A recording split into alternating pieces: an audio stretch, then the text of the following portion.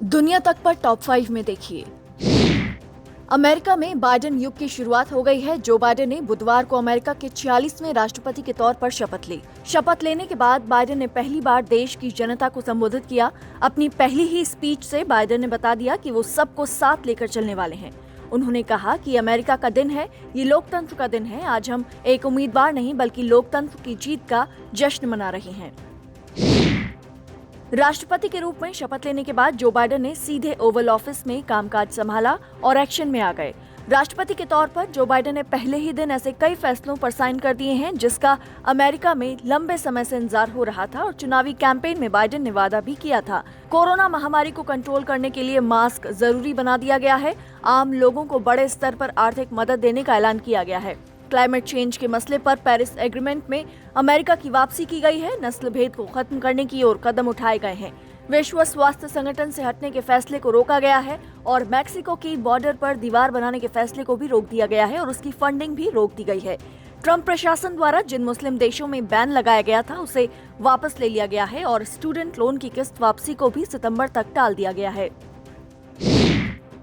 रूस ने कहा है कि वो अपने दो दोस्तों चीन और भारत के बीच शांति बनाए रखने की पूरी कोशिश कर रहा है।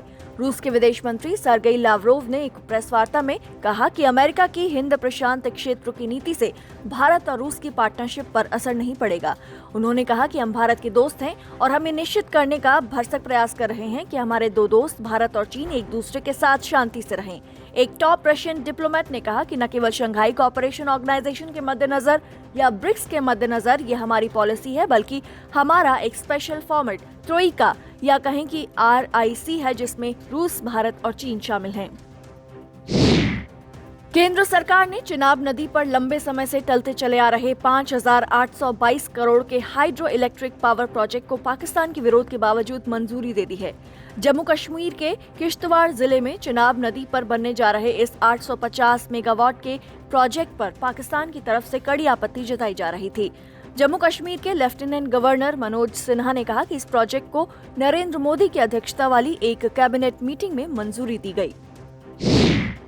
दुनिया भर में कोरोना संक्रमण का आंकड़ा 9 करोड़ 73 लाख से अधिक हो गया है, जबकि कोरोना से अब तक 20 लाख 83 हजार से अधिक लोग जान गंवा चुके हैं। जो बाइडेन ने अमेरिका के राष्ट्रपति की कुर्सी पर बैठते ही मास्क पहनना अनिवार्य कर दिया है। उधर UN एजेंसीज ने कहा है कि वो दुनिया की सबसे बड़ी कोरोना वैक्सीनेशन ड्राइव के लॉन्च पर भारत के साथ मिलकर काम कर रही हैं।